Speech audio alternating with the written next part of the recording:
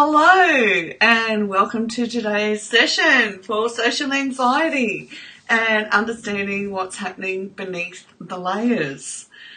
Yesterday we had a really good look at what's happening and it was exciting to begin working with you on it. Hi Cheryl, great to see you. Hi from Australia all the way to New York. Isn't it amazing what we can do? Thanks for saying hi. So today we want to have we want to go beneath the surface even more as to what's happening with this social anxiety, because it's affecting 1 in 3 people around the world. And obviously not everyone knows about it, and it's affecting people and keeping them silent. Silence, hang on, let me just take this clock off. Silence is painful. Okay, and we want to be able to, I want to be able to equip you to be able to break free. I want to be able to equip you to hold space for others, and so that we get the message out around the world. This is what's happening, and it's very, very real, and we can also work together towards overcoming it. Also, I want to be able to have you feel comfortable to like and share and comment, because one of the things that is so crushing about social anxiety is that we become introverted, not an introvert personality, but we keep going into the inside of us because the outside world has shown us so much pain and heartache and hurt and lack of trust. But before I get into talking about all of that, if you've done some homework from yesterday's video and it's helped you or it's not helped you or you have questions, always feel free to comment down below. Or if you need a bit of help, just private message me, or I'll put the link to our mental health tribe down below, where we get to express a lot of what's happening for us as individuals, and people around the globe can sit in that space and of love and kindness and just share that we know we're going through it, but we are also going to come through it. Okay, so for today in social anxiety, let's have a look at our list for today. So our list for today is focused on social anxiety and understanding our fear. So our first key is probably the most significant key to recognise that we have become afraid of other people. Now, if you said that to me once upon a time, in years gone by, that I was afraid of other people, I would have went, what the? Yeah, how can you say I'm afraid of other people? That doesn't make sense to me. And it's true, because everything that's happening on the inside of me, I can't even see other people, let alone think that I'm afraid of them. But we are. Life has stripped so much away from us that we have become afraid of other people. And then the conflict comes because we are social creatures. We're wired to be social creatures as well. Okay. Now, if being afraid of other people sounds conflicting to you, just sit with it for a while. And one of our greatest challenges is not only to be able to identify the fear, but to feel it and know that we can come through it, because we're adults now. And we learn to do adulting things. Sometimes we just want to put adulting aside, let's face it. But when it comes to this, we want to do this because we want to live a very full and healthy, productive life. Okay? So don't be afraid to admit that that your life experiences, your life examples, etc., have left you in a space where you feel afraid of other people, and we do. I don't care what anyone says. We get to a space where the trauma in our life has been so compounded that we do become afraid of other people. And there is nothing to be ashamed of. There is nothing to hide from, because when we do that, that means that we're separating ourselves from life, from other people. And we want to get back to being able to enjoy our life and enjoy people who really are enjoyable. Let's face it. Hi Maggie, great to see you here too. Now, key 2, this fear of other people.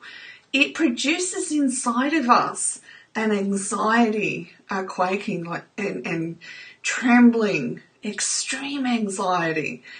I actually wrote trembling twice, probably because it is the effect, the trembling. We can have our body shaking.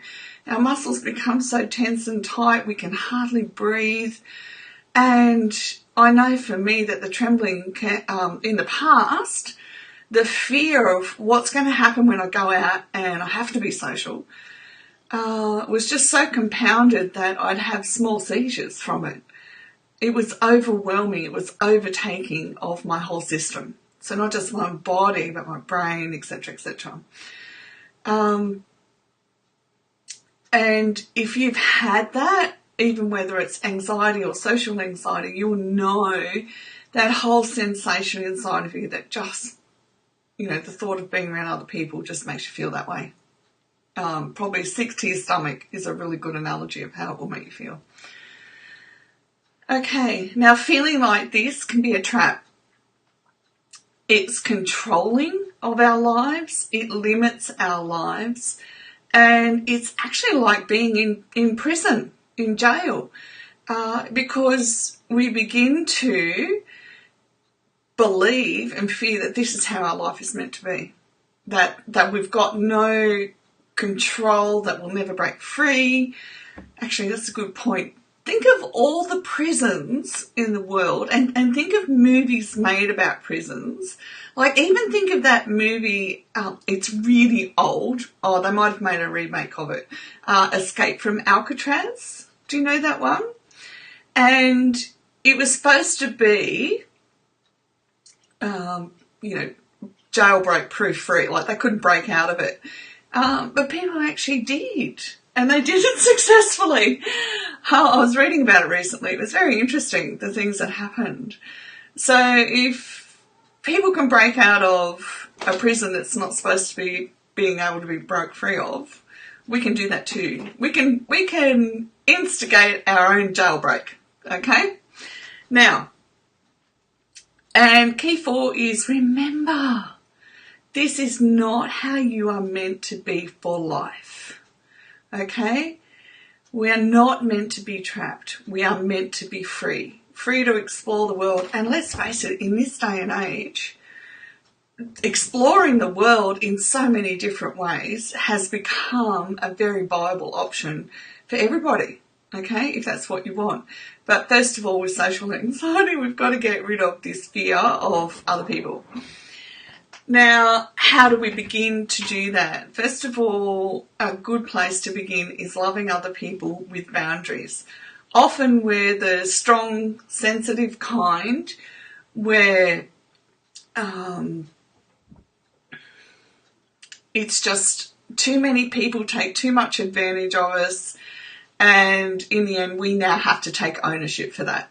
And as adults we have to begin to say, well, here's the line in the sand, and the line in the sand is no longer sand, it's not movable, it's going to be a line in concrete where you can't cross that line anymore.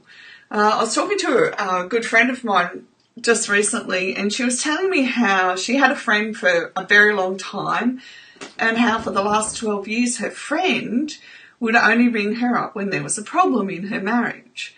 And in the end, my friend said to her friend, look, yes, your husband is a jerk. I can't remember the word she used, but jerk will do.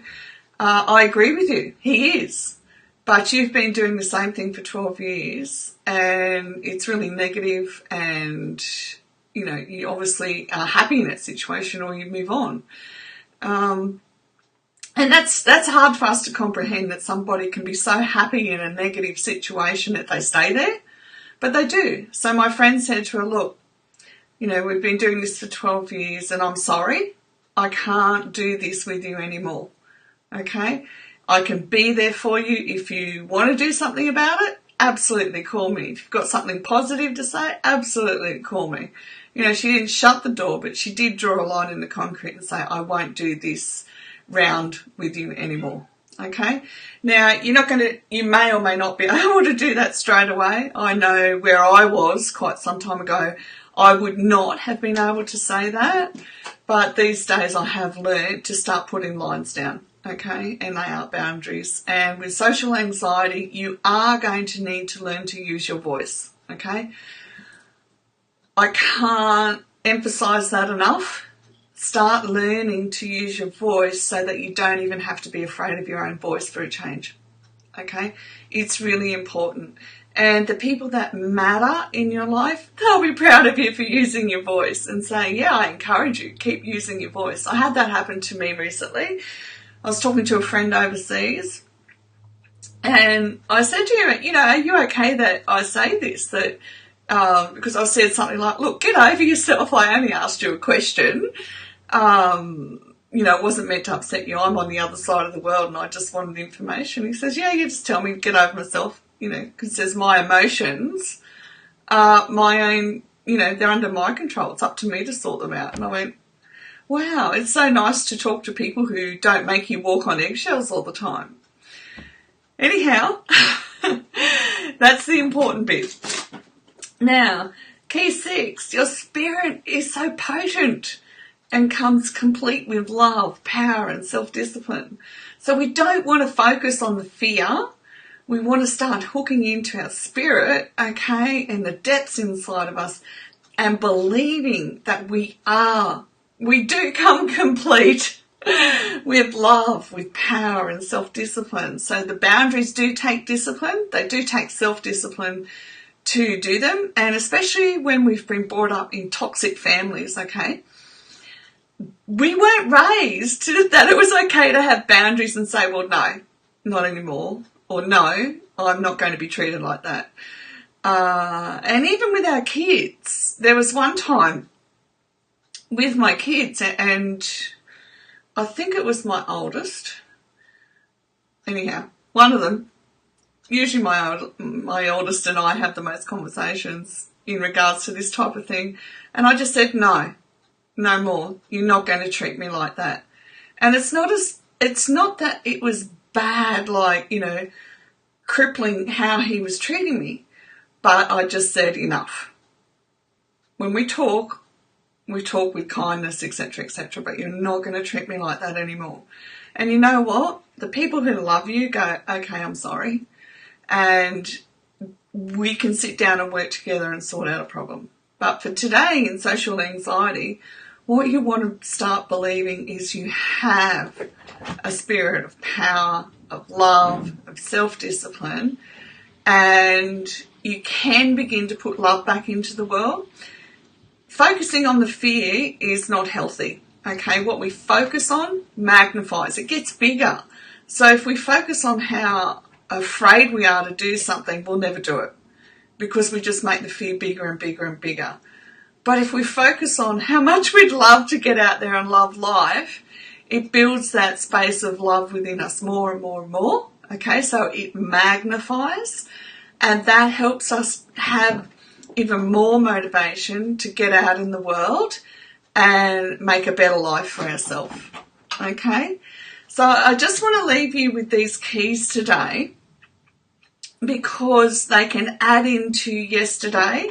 They can add into giving you more wisdom and depth if you're following along this week and want to change. We only went with one aspect yesterday. Change one aspect of your social anxiety and keep just going with that one aspect, and use the keys from today to add into what you're already doing with self-reflection to begin to be able to navigate and negotiate change in your life. Okay, so tomorrow we will be doing social anxiety again, because we'll be going deeper again.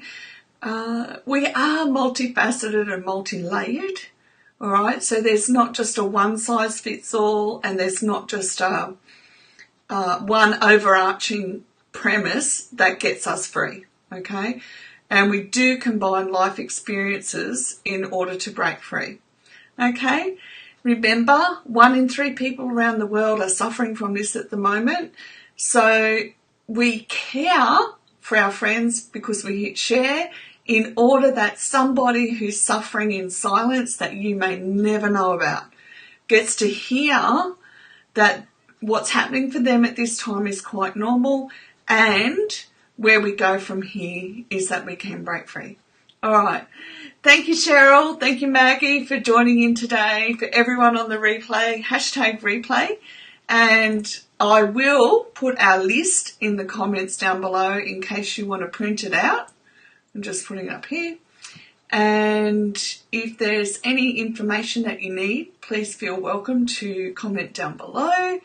And hi, Sarah. Thanks for all the shares. Beautiful. Cheryl.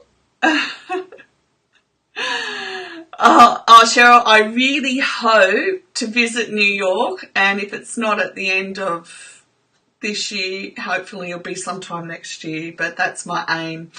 My overarching aim is to base myself in Chicago, and that way I can go to and from all around the States, wherever I want to go or wherever I'm led at that particular time, to take these messages out to the world about how important it is that we not only understand for ourselves, but we understand for others as well, so that we can give them, I can hold space for you and we can just sit together and you can just talk and tell me what's happening. I don't know that it's an art form, but it's certainly a way of life that we either need to learn or we need to be able to begin to feel comfortable just to hold space for each other and not have answers. Just no matter what, I'm here for you. I can just sit with you while you work through it yourself, because people have their own answers on the inside, and sometimes we just need to be there with them as they unlock them, and then we can make plans to move on from that. Okay? Thanks, girls. It's so wonderful to have you with me each day. I will see you at the same time tomorrow. And have a beautiful sleep, girls. Sweet dreams. And Maggie, have an absolutely gorgeous rest of the day. Okay. Bye for now.